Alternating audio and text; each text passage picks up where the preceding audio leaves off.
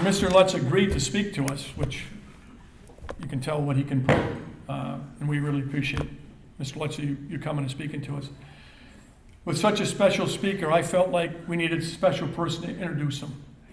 So I was on the phone with Bud Liebler, and I said, hey, how about if you introduce Mr. Lutz? He said, I think you would do a better job of introducing Mr. Lutz than certainly I would, and it's easy for us to read his bio. It would probably take us an hour and a half to read it, but I thought, I want to talk to Bud. Bud said he would do that, so I'm going to introduce Bud.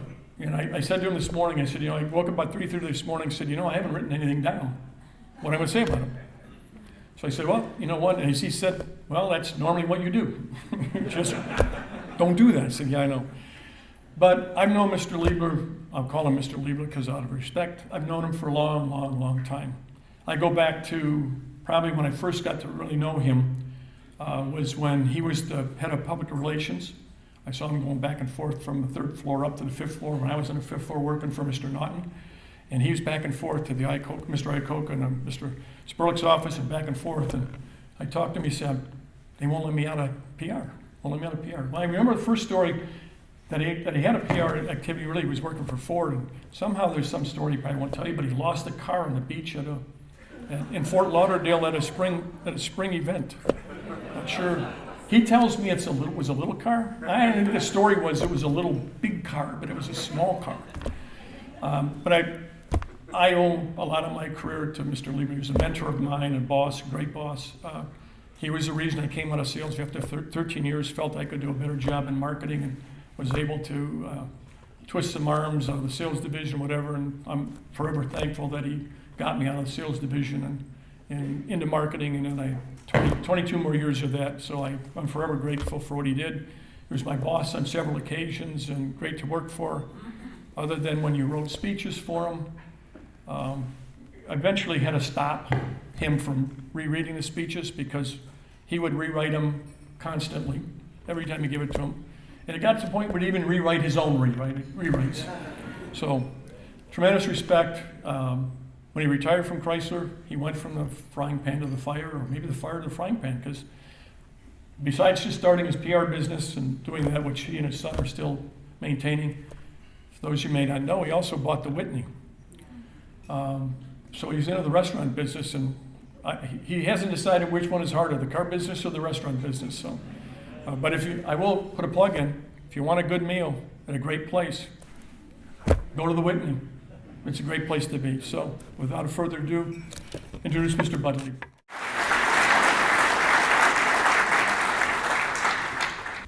Well, Jay, one of the things you said was that the premiums for health care are going up 20% for people under 65.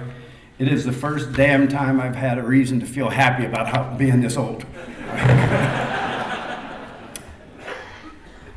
It is great to be with a Chrysler retiree group, and I call it Chrysler because, damn it, it is Chrysler. And it's Chrysler. I've been gone from the company for almost 20 years, and I was with the company for 22 years, and before that I was with Ross Roy, which was one of its agencies. And I got to tell you, the 22 years I spent at Chrysler were the best 22 years I could have spent in any career anywhere. And I say that all the time. I say, if you had to work for a living in the last quarter of the 20th century, you couldn't have found a better, more exciting place to work than Chrysler Corporation. It was great, and it's great to be with you. But enough about me. By the way, I would rather do the car business than the restaurant business. But please do come down anytime. We'd love to have you. When Jay called me a couple months ago and asked me, he said, do you have any thoughts about who we could have speak to the retiree group about the international automobile industry? He said, they know everything. They've heard enough from people about the domestic industry, but they'd like to hear a little bit about the international industry. And I had just read, a week or so before, I had just read an interview in Automotive News with Bob Lutz. And Bob knows some things about the automotive industry. And I suggested to Jay that there was nobody better to speak about the international industry or the industry in general than Bob Lutz. Nobody knows more about it or understands it better. or is less afraid to speak the truth about the industry than Bob is. Don't ask him a question if you don't want the whole unvarnished truth in your answer. The title he put on his remarks this morning, I don't know whether you noticed it, but this was his title, not Jay's or somebody else's. State of the Industry, Outrageous Comments to Follow. That should tell you all you need to know about Mr. Lutz. Now, I think everybody knows Bob's career, everybody in this room anyway, from his stint as a Marine pilot to 8 years with General Motors in Europe, then to BMW as Vice President of Sales, and then to Executive Vice President of Ford, and then to President and Vice Chairman of Chrysler, and then back to General Motors as Vice Chairman. A typical ho-hum automotive career. And as most of you know, Bob likes things that move and moves fast. For years, he collected classic cars and automobiles, motorcycles. He flies an L-39 Albatross Czechoslovakian jet, an MD-500 helicopter, which many of us remember flying dangerously close to our windows at CTC early in the morning when he'd be coming to work. The Albatross is another story. I remember one night, this is true, I remember one Sunday night when I was Vice President of Public Relations, and I was home Sunday night, and I got a phone call, and it was a reporter from WXYZ TV, breathless reporter. He said, hey, what can you tell me about Bob Lutz's airplane crash this afternoon? Huh? Bob Lutz's airplane crash this afternoon? What are you talking about? Well, let me check with him. So I picked up the phone, and I called Bob, and I thought, oh, God, I hope he can make it to the telephone. Well, he answered on the first ring. He was fine, he said, but he said he had a little problem, and he did crash his plane at Willow Run that afternoon. So being the ever conscientious PR guy, I'm thinking, oh, okay, all right. So I said to him, well, Bob, what do you want me to tell them? He said, tell them I forgot to put my landing gear down. I said, oh, Bob, you don't want me to say that, do you? He said, well, hell, that's what happened. What else would you tell them? The whole unvarnished truth. Another example, I woke up one morning, this is true too, some of you may remember this, I woke up one morning to look at USA Today. On the front page of USA Today, there was our friend Bob Lutz. It was one of those times, you've all been through them, when Chrysler was in a ditch and struggling and trying to claw our way out. And so some reporter said to Bob, well, you know, you're looking for somebody to merge with or someone to buy the company. Who would do that? And Bob said, well, it's hard to find anyone who wants to marry a woman on her deathbed. Oh, Bob. Remember that, Bob? You didn't have to worry about it, but I did.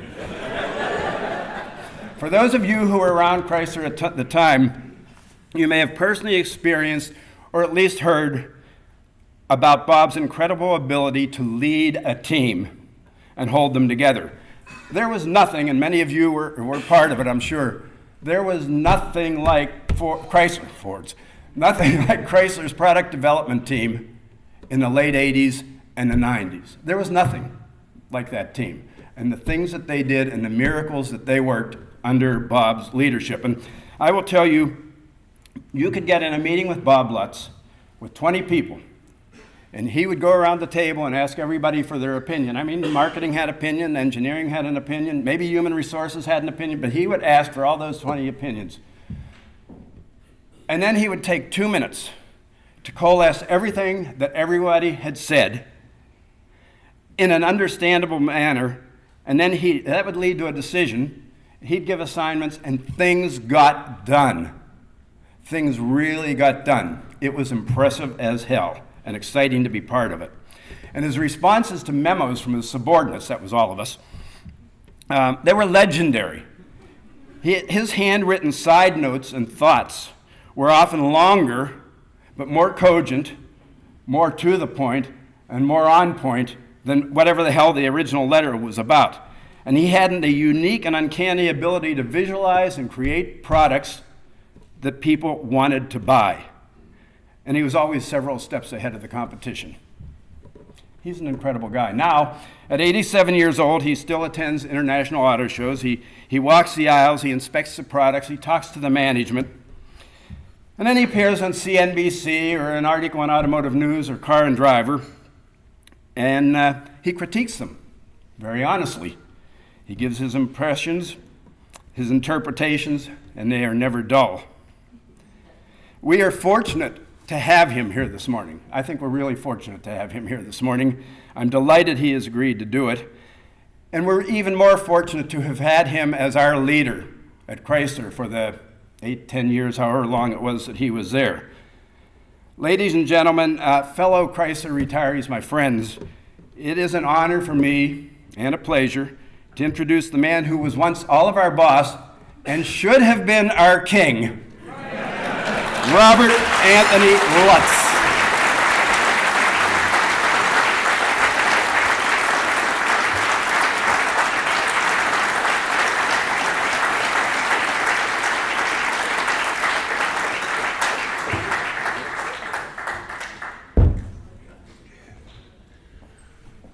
Well, thank you very much, Bud. That was a lot of praise, and it's much appreciated. It's whenever somebody does that, I always think it's too bad my poor old mother isn't alive to hear it. She's the only one who would believe it all. But again, great pleasure to be here today, and I will say that as I look at the various companies that I have retired from, because I was a Ford retiree. I spent 13 years there and got out as a senior officer, so there obviously was a decent amount of retirement, which my then former wife got. And then she passed away and it reverted to me. And it wasn't very much, and my financial advisor suggested that I take it in a lump sum, which, as I said, it didn't really have a huge effect on my financial well-being, and that's gone. And General Motors, when I renewed my contract this last time, after Rick Wagner said to me, "We'll take you back at age 70. It's very unusual for us to do this, but we'll take you for 3 years, we'll see how it goes, and we're very much willing to compensate you as a vice chairman should be compensated. Only one thing, do not ask in your pension, do not ask for credit for prior service because you've been gone for 33 years. So when the 3 years were up, I asked for credit for the 9 years of prior service. And I got him. So when you put it all together, I had a pretty long period at GM and was entitled to a very handsome retirement pay, all of which was annulled by the feds when we went through Chapter 11. So GM, while another great company to work for, and I'll get into that in a minute, but the source, my only reliable source of retirement income is the former Chrysler Corporation. So it's the one that hasn't been a disappointment. Well, somewhat. I mean, that Chapter 11, they cut it back, but it's still generous compared to other companies. At General Motors, I get a check once a month, and it's like $1,700, which is not going to support my lifestyle.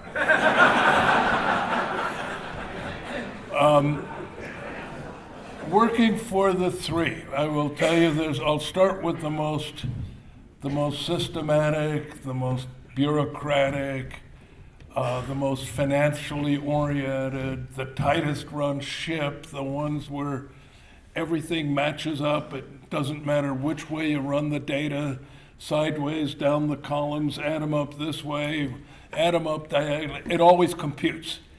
And that's the Ford Motor Company, which has as close as possible to an airtight system for everything. And there is a so-called Ford way of doing business, which is very systematic, very precise, a lot of analysis, go back and check it again, and so forth. And it is not a good environment for someone with a fairly entrepreneurial side to his makeup. And I wasn't happy there, but I was getting good results. And one day they called in an industrial psychologist because they gave me the Myers-Briggs test, which defines your personality and puts it in a certain box. And it turns out that the individual I was not getting along with real well, who was red polling, was in the upper left-hand corner, which means completely anal, completely numerate. If it can't be quantified, it doesn't exist. And he used to say, don't tell me about reputation.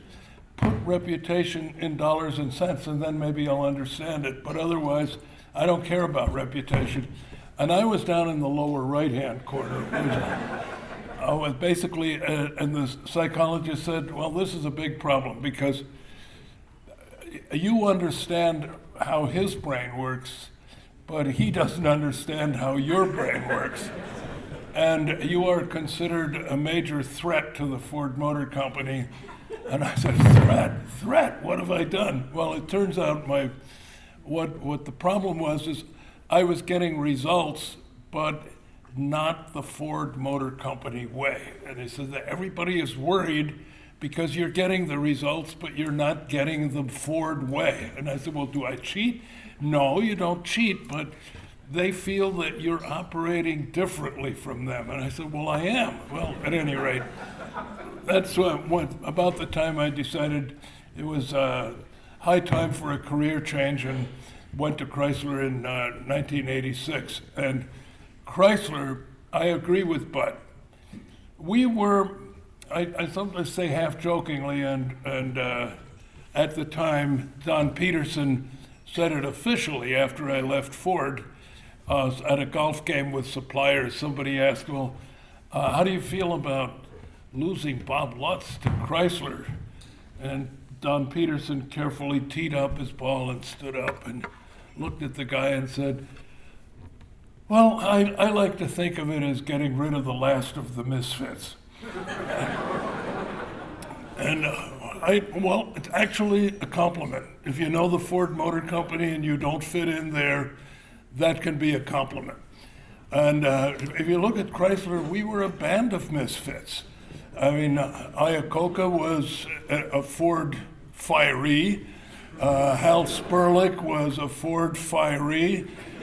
We were loaded with people who had left Ford 2 steps ahead of the sheriff. And then we got the whole AMC gang when we bought them in 1987. And the AMC people, AMC was so small and so poor, and they were doing so much with so little that the next phase was they were going to do everything with nothing.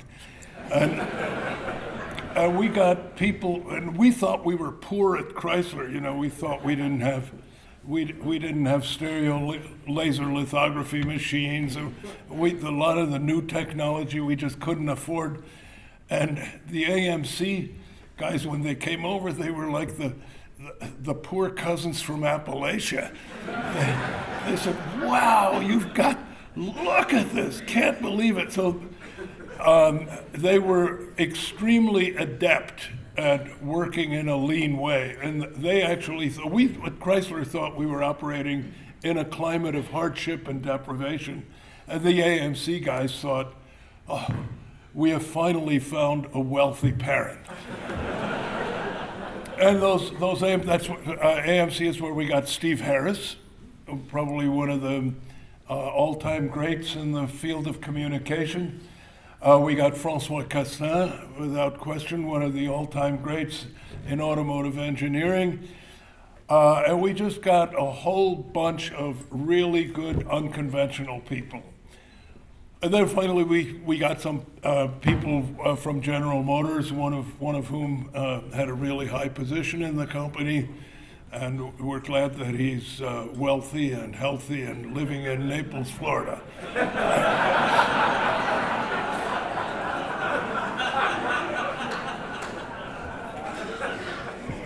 I actually worked very well with Bob. We had a good partnership, and he didn't permit himself to get overly involved with the detailed running of the operation, and he left that to me. And we had the so-called gang of five, and we worked everything out with, as Bud says, pretty much lightning-like speed. We very often had very interesting meetings that involved raised voices, shouting, profanity, and so forth. But at the end, we had direction, and we went and executed. And Bud is right. It was a brilliant period at Chrysler. And I remember going to the Townsend Hotel in Birmingham for some evening meeting. And there were a bunch of GM guys at a table near us. And it was right after we had launched the Grand Cherokee, the Dodge, the Grand Cherokee, the LH cars, the Ram pickup, the new Dakota, the Durango, the Neon, the two cloud cars, Cirrus and Stratus, and everything was a smash hit. And these GM guys, one of them waved me over to the table and said, "Say, Bob, hey, we were just talking about Chrysler and how great things are going there. And it's like everything you're introducing is a smash hit. You guys are really lucky." And I said, "Lucky? Luck has nothing to do with it." And he said, "Well, but we do a lot of new cars and trucks too, and sometimes one works and often they don't. So we're looking at it as a matter of luck." I said, "Believe me, it's not luck. If you know what you're doing, you make your own luck." At any rate, later, so Chrysler was fun to work with because it was unconventional. And with that mix of old-time Chrysler people, a lot of people from Ford, a lot of people from American Motors, some of which had come from General Motors, others came from Renault. We had such a blend that there was no fixed way of doing. The one thing you never heard was, "Well, here's the way we do it here. Here's the way we've always done it. Here's the way we design doors," or "Here's the way." That didn't exist. So everything, it was an environment that was open to experimentation and change. And that made it a delightful place to work. And we got stuff done that other companies couldn't do for twice the money or twice the time. That was a great environment. Now, unfortunately, I was shown the door at age 66. Had to go work for a battery company for 3 years as CEO of Exide. Oh, that was funny too. Here I was CEO of a battery company, and after about a year on the job, Tom Sidlick had introduced a supplier cost reduction program. And I was invited to the headquarters at Auburn Hills, and unlike going to the 22nd floor or whatever it is where the nice offices are that I used to have one of, I was ushered into the battery buyer's office, and it was sparsely furnished, and it was this fairly nasty looking woman who was all business. And I don't think, maybe she had been a recent hire, but she showed no signs of having any recollection that I used to be vice chairman of the company. And she said, "Mr. Lutz, we can make this meeting long or we can make it short. It's entirely up to you. I need a 5% cost reduction on Exide batteries." I said, we don't have enough margin to give you a 5% reduction on batteries. She says, "Well, in that case, it's going to be a long meeting. I hope you're prepared to stay as many hours as it takes until you give me the 5%. And I finally wound up giving her the 5%. And so that was my post Chrysler retirement non-glorious supplier's experience of seeing the company from its nasty procurement and supply side. So anyway, I did the 3 years at Exide, where I managed to put the whole former management group into federal penitentiary for a few years. Seriously, the former CEO, the former chief operating officer, the former head of finance, and the former head of sales all wound up doing 5 to 10 years. So. And then from there, at age 70, I went to General Motors, and that was a somewhat curious environment because I came, it turns out, I came as if all of them had just heard Bud Liebler's speech, and especially the people in product development. So we had my first product development staff meeting, and we had all of the senior engineers and the vehicle line executives sitting around the table. And these were all highly intelligent people and highly qualified, because GM does have highly educated and very, very smart people. And they won't touch anybody out of an engineering school who doesn't have at least a 3.0 average. And it is this focus on intellect that is actually, to be honest, it's part of the problem at GM, because you've got too much brain power always focused on activities that don't require massive brain power. All they require is common sense and a willingness to make a decision. And I will tell you, you cannot have a society, just like you can't have a society where every individual has a college degree, you can't have a company where everybody has a gigantic IQ and a 3.0 or higher grade point average. You need some people who have a different kind of intelligence, who are dynamic, who figure things out quickly, who can picture solutions rather than calculating them. Well, a GM is, I will tell you, it's short on people like that. But anyway, we sat in this meeting, and we went through the agenda, and as usual,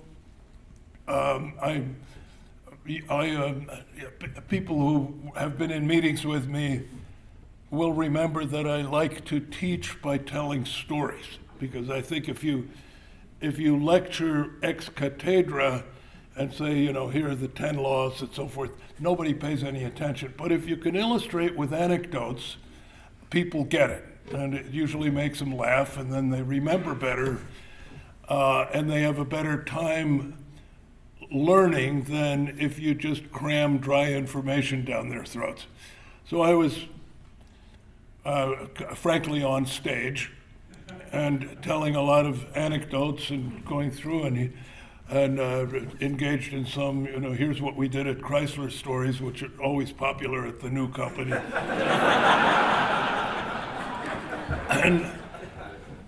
And then I made more and more outrageous statements, and I was trying to get somebody to say, like at Chrysler, if I said something slightly preposterous, I could rely on one of the guys raising their hands and say, hey, come on, Bob, don't give us that. You know that's not true. But at GM, all I saw was the heads were down and guys were writing furiously. And at one point I said, what's everybody doing? They said, well, we're taking notes, sir. And I said, taking notes, why? I said, well, you're our new leader in product development, and we know of your reputation and your accomplishments. So we sort of humbly sit here and we're taking notes. And I said, but half of what I'm telling you is pure bullshit. I'm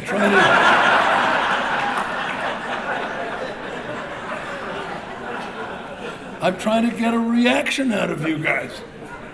And they said, well, so what do you want? I said, I'd like some pushback. When I say something that's wrong or that you don't like or is manifestly untrue, I want you to push back. And there was a long silence, and then one of them said, well, sir, That's not the way we've been raised at General Motors. So it was a very stiff, very hierarchical organization where the senior people are almost, I hope it's not that way anymore, but they were treated like deities. I mean, and nobody ever said, you know, I wish so-and-so were a little better with the media, or I wish so-and-so knew a little more about the product. Like, any critical comments about senior management were like totally off limits. It's like these people were descended from the Almighty, who gave us his only begotten son to be CEO of General Motors, and it was bizarre. And you should see the hallway in the GM building, the top floor, is all.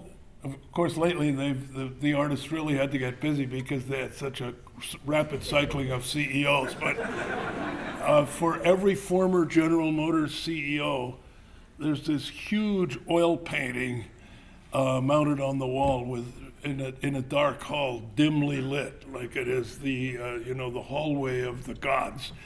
And I tried to break through that, because if you don't get the honest feedback and the open criticism and dissent and opposing opinions from the people, you're going to make bad decisions.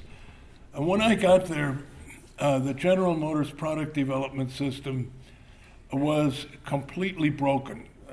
It was almost robotic in nature, because again, with their intellect, the thought was, we can't just have a bunch of people going off and thinking about what kind of product to do. That's not scientific. We've got to boil this down to where product development, or product planning certainly, could almost be done by a computer, which analyzes market data, analyzes shifts in customer preference, analyzes recent price points, recent shifts in body styles, and then it spits out a planned, a future portfolio, and then you run it by finance and you purify it for available investments, and out comes a portfolio that design should be working on. And not only that, we can't have designers doing just anything with a lump of clay. That's not scientific. We've got to give them all the dimensions, interior and exterior, define the car perfectly for them with all the so-called engineering and package requirements, and then tell the designers to put a wrapper on it. And it's totally absurd. And that's why GM had such hopelessly understated and unexciting designs that weren't selling, because the designers were not allowed to do their job. And senior management couldn't figure out why it wasn't working. And the designers, of course, were horrendously frustrated. And do you all remember in the second generation of LH cars, the Chrysler 300M? Yeah, okay. Well, when GM top brass saw the 300M, they almost went into catatonic shock and said, I mean, none of you are old enough to remember 1957, when that was the last time when Chrysler shocked the industry with the 57, highly dynamic, sort of wedge-shaped cars, and the advertising slogan at the time was, "Suddenly it's 1960." And it was true. And General Motors and Ford were just totally caught flat-footed with cars that suddenly looked 10 years old. Well, GM brass saw the 300M and said, how is this possible? So design was ordered to get one as quickly as possible, and it was placed in the center turntable of the design dome. And GM top management wanted to know, how can Chrysler do this? And we, General Motors, seem to be incapable of creating a car like this. And when the top brass came in, there were 91 yellow Post-it notes stuck to various parts of the 300M and each Post-it note called out an area where the car violated GM requirements. So, according to GM, Chrysler wasn't playing by the rules. And one of my most urgent tasks when I got there was to just strip away, we had a task force, and we just stripped away thousands of these stupid requirements, some of which were 40 and 50 years old, others were recent, but it was basically a task of trying to get General Motors to behave more like Chrysler did in the 80s and 90s. And I think I was partially successful, but these things have a way of slipping back into the patterns that they're comfortable with. I think I may be almost over on my time, but well, we'll just be cutting into the Q&A a little bit. Okay, let me switch subjects and just tell you that a little bit about the past and the future. Everybody in this room, myself included, we can be so thankful that we were able to have our careers during the golden age of the automobile. The time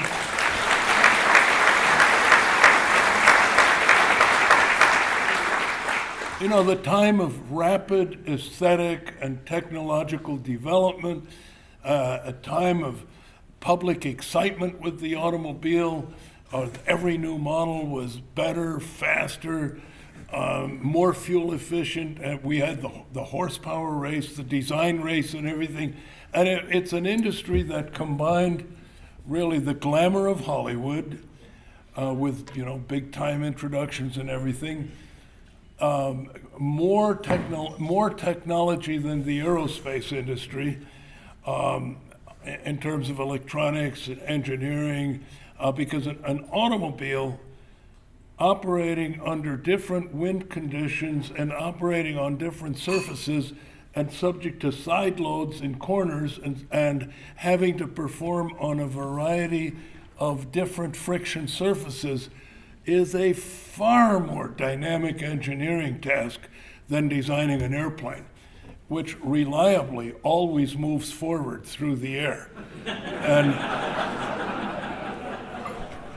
there's never such a thing as wet air. I mean, if it's raining, it doesn't matter to the airflow. So really designing an airplane that handles well is simple compared to doing a car. At any rate, you not only had the glamour part with the design and big introductions and getting the image of the vehicle out there, the technology, one of the most technology-intensive industries in the world, and high finance, because you're never dealing with $5 million or $10 million.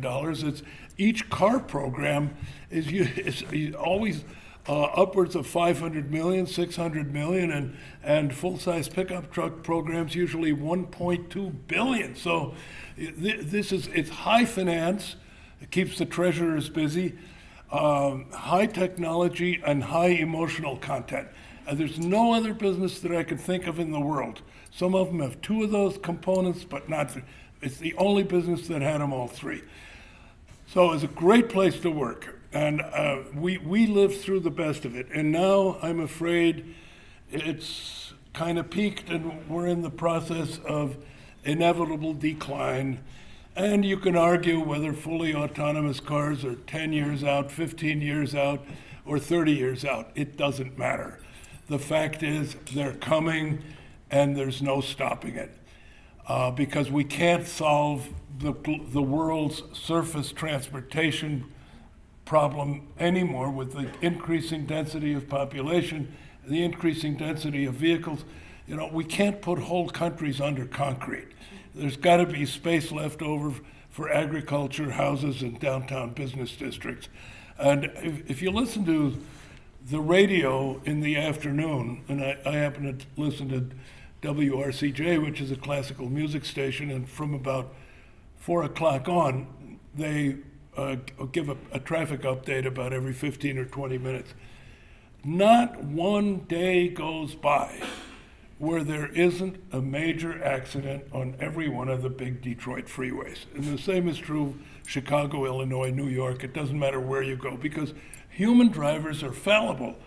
And we are losing an enormous amount of national productivity by otherwise productive people being tied up for 2, 3, or in LA, even 4 hours a day in traffic. Whereas if they were in a robo-taxi or a robotic car, first of all, the time would be cut in half. And secondly, they could be doing something productive while they're being transported. So it's going to come, and people of my ilk who enjoy driving and going fast and don't necessarily always obey all the traffic rules say, oh, it reminds me of the gun lobby. Oh, they're going to have to pry the car out of my cold, dead hands. I'm not giving it. And we've got to fight for our freedom, and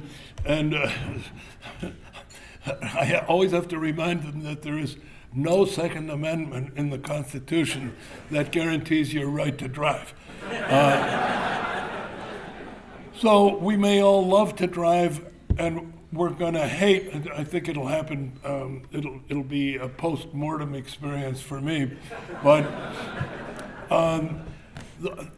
we give, as a society, we give up one freedom, and that's the freedom to get in the car, grab the steering wheel, stab the throttle pedal, go around the corner sideways and so forth and have fun with the car. That's the freedom we give up. But we gain another freedom, and it's a freedom, it's safety. It's freedom from accidents. It's being able to move the kids around the area autonomously without mom having to drive the minivan the whole time. It means that elderly people or people with vision problems and so forth will have access to automotive transportation without needing a driver's license. So some of it takes away, but in another way, it gives us back time, and it gives a lot of mobility in situations where mobility otherwise would not be possible. So we should mourn the passing of an era that we all loved, but we need to welcome and prepare ourselves for the era of autonomous vehicles. And those under 65, and you rarely address a crowd of retirees where there's people under 65, but I think the ones under 65, I think I can pretty confidently state by the time you're 90, you'll be moving around in an autonomous vehicle. And on that cheerful note, I'll end my formal remarks, and in the time remaining, which is Jay or Bud. Whatever we need. Well, why don't we entertain a couple of questions? Yeah. Do you want to take them, Jay? Do you have a mic? There's some questions. We got mics for the next questions.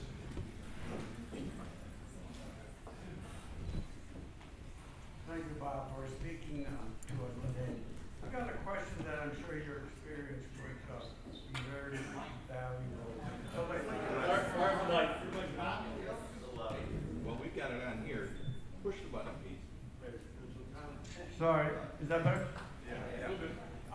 My question is, what are your thoughts about the auto industry in the U.S. versus China and all the implications that involves, and the recent behavior of China? If we didn't know it before, we certainly know it now. It's a communist dictatorship. Okay. And all of that. Yeah, all right. What does that imply for us? Yeah, unfortunately, the question is, I think that was supposed to be my topic today, was the...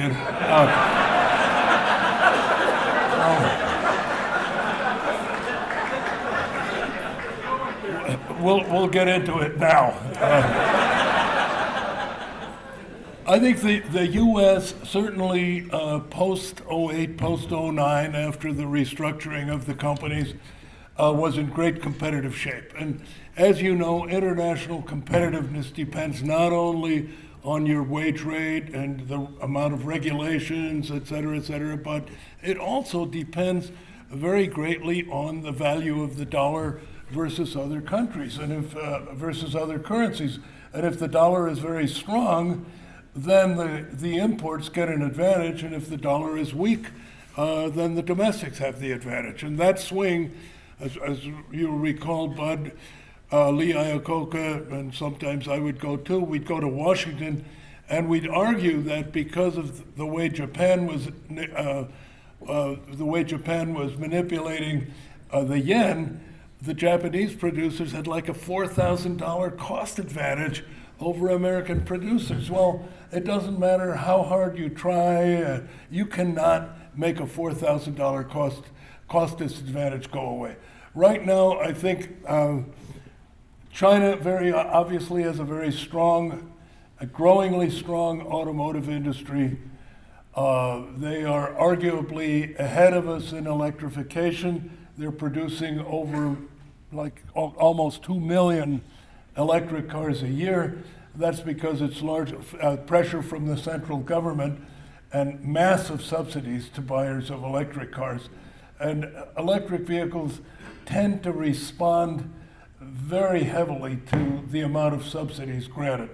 Like in Holland, Norway, I think Tesla was like the #1 brand, but thanks to massive subsidies. And every time the subsidies stopped, the sales kind of stopped too. Anyway, the Chinese they're by nature, it says People's Republic of China, but it makes it sound communist, and maybe in the halls of the Central Committee somewhere you could still find a communist, but the rest of them are in it for the buck, and it is a rabidly capitalistic country.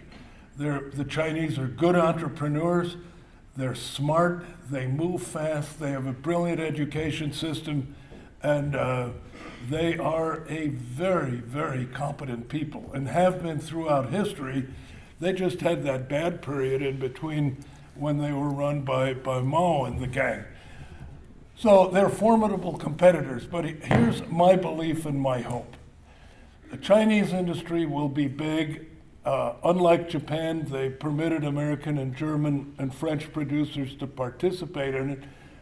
Japan locked us out. China actually invited us in.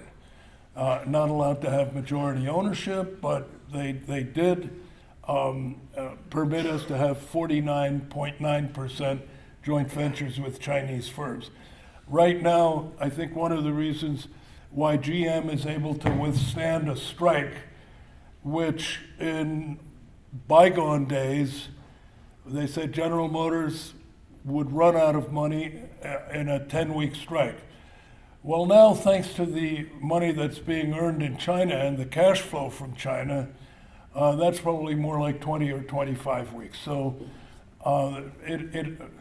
there has been an advantage to U.S. producers from doing business in China. It's a great big source of U.S. corporate earnings.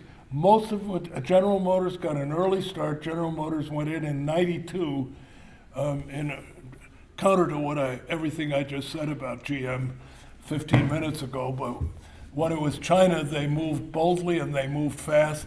They went in with a major investment in '92, when all the rest of us said, China, you've got to be nuts. But China will have a formidable industry. However, I think, first of all, they've got almost unlimited domestic demand, so there's room for expansion within China. Secondly, we are getting to the point where labor costs over time are going to be very similar. And the labor content in automobiles is a smaller and smaller percentage. And as we know, 70% of the content of 70% of the cost of a car, 70% of the value is purchased. And it doesn't really, now that the supply base is global, with people shopping Korean, German, French, Chinese, and US suppliers, the cost of purchased materials is tending to more or less balance out globally. The technology, computer technology is universally available and everybody has pretty much the same stuff. And then you've got the labor component. And yes, in China it may still be lower, but it's gotten to the point where it's only direct labor is I think 11% of the cost of a car. So whether that 11% is more dollars per hour or less dollars per hour, it doesn't really matter that much. So my theory is with generally universal excellence in product development, universal expertise in lean manufacturing, everybody buying from the same global supply base, cost of producing a car anywhere are going to be very similar.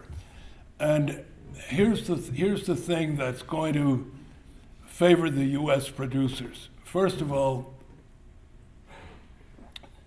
most importantly, there will always be the barrier of shipping.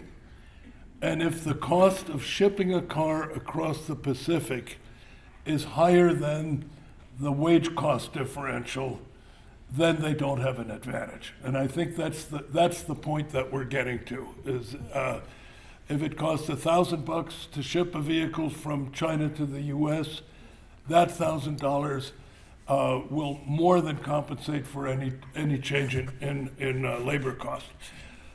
So it seems to me that the way the world is going to balance out is North America will handle North American production plus a little export.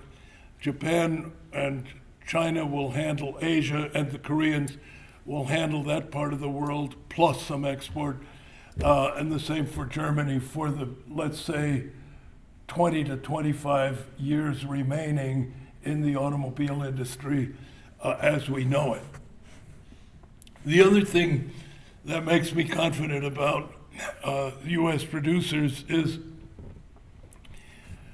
everybody may be doing crossovers and pickup trucks, but nobody does crossovers and pickup trucks like General Motors, Chrysler, and Ford. I mean, this is our game in our ballpark, and it's where all the profits are. And the Toyota Tundra isn't bad, but it's just one truck with one or two engines, one transmission. They don't make dualies, they don't make all the various cab configurations, et cetera, et cetera. Nissan just got out of the game after the second try with the Nissan Titan. And in mid-sized trucks, the Honda Ridgeline, that's their second attempt, and it's not selling any better than the first attempt. So this is where the American public is. Like it, whether it's rational or not, doesn't matter. But the American public likes big trucks, full-size sport utilities, crossovers, and this happens to be where all the money is. And the Japanese don't know how to get into that game because it's a strictly American play for the American market. And I have to say something here. It's a kind of a testimonial to Chrysler Corporation's current leadership. But I think with limited means, and it's obvious the company has limited means, doing a brilliant job with the Chrysler brand on maintenance, probably no new sedans, but the 300 will soldier on for a while. It's a timelessly elegant design. There's no reason why with upgrades it can't go another 5 or 10 years. The Dodge brand is doing superbly, and the rear-wheel drive Dodges, the Charger and the Challenger, thanks to all of the constant upgrades with Hellcats, wide body Hellcats, Demons, etc., where every time it's like setting off a stick of dynamite at an Italian piazza fountain, and all the pigeons fly up in the air, and the minute they land, it's forget our 600 horsepower. Could you believe 770 and all the so. Dodge brand is getting constant media attention, and then the idea of this was brilliant. There's nothing better. The only thing better than horsepower is more horsepower, and it was But this was the theme of the incentive program. So if you bought 400 horsepower, you got, one rebate. If you got the 600 horsepower, you got a bigger one. If you bought the 700 horsepower one, you got an even bigger rebate. So the higher the horsepower, the rebates were tied to the horsepower. I thought it was absolutely brilliant. And since the margins are bigger on the high horsepower cars, it makes all the sense in the world. So that brand, with nothing really new, I mean, there's no new investment in Dodge whatsoever. And these cars have been running for 12 years now, as Lee Iacocca used to say about the Ram truck. If it were human, it would be old enough to vote. And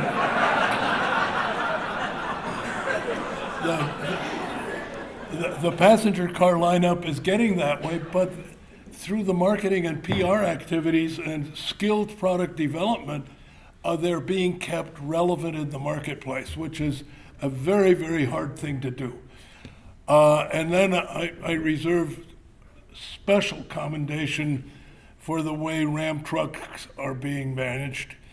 You all will recall the time of the old Ram, we had like 4% market share, and most of the Ram pickups that went out were either with Cummins diesel engines, where people wanted a Cummins diesel, and the only way they could get it was in a Ram pickup, so they bought one of ours, or dealers were forced to take one as a demo. That got rid of another 500 or 600, and the rest were painted orange, and they were in the Michigan State Highway Department with gravel in the back. And the Boston Consulting Group always says, if you're in a market with 3 players, and the other 2 have 90% of the market, and you have less than 10%, your situation is hopeless. Don't throw good money after bad. Get out of that market. And all of us who were doing the 84 Ram pickup or 94 Ram pickup, we heard plenty of that about how can you possibly hope to go after Chevy, GMC, and Ford. And we did successfully by doing something entirely new, breakthrough, more torque, more horsepower, better styling, and so forth. And today, the game is 1/3, 1/3, 1/3. And the Ram is an enormous success. And to GM's chagrin, every time they do a product clinic on a potential new Chevy or GMC model, they have a disguised Ram pickup in the clinic. The Ram wins.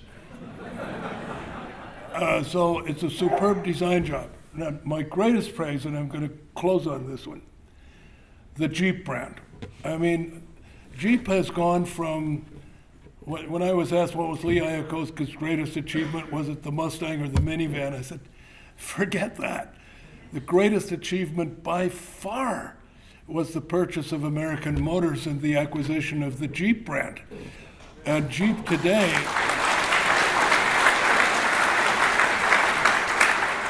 when we bought it, it was 200,000 units, or not quite. Today, it's 2 million units. And Jeep is one of the brands that is recognized around the world. It's not even, totally seen as an American brand. It's almost seen as an international brand. And it's not uncommon to see people who own an Audi or a Mercedes, and the second vehicle is a Jeep Grand Cherokee or a four-door Wrangler or a Grand Cherokee. We own one ourselves in Switzerland. We have a Grand Cherokee with the 3-liter VM diesel, which is, I don't think it was sold in the US, but it's a delightful vehicle. So there's nothing down market about Jeep. In fact, it's going more and more up market. And it's a popular brand around the world. The styling is always great. The engineering is always great. It's a superbly well-managed brand, and I would imagine that the Jeep brand, if it were ever spun off, it would fetch more money than the whole of FCA. So kudos to the guys who are managing it. I don't know any of the current top management. I do know Ralph Gilles, and I know he's a brilliant designer and a really smart guy. So I think the company is in good hands, and I have every confidence that our retirement checks will keep coming. So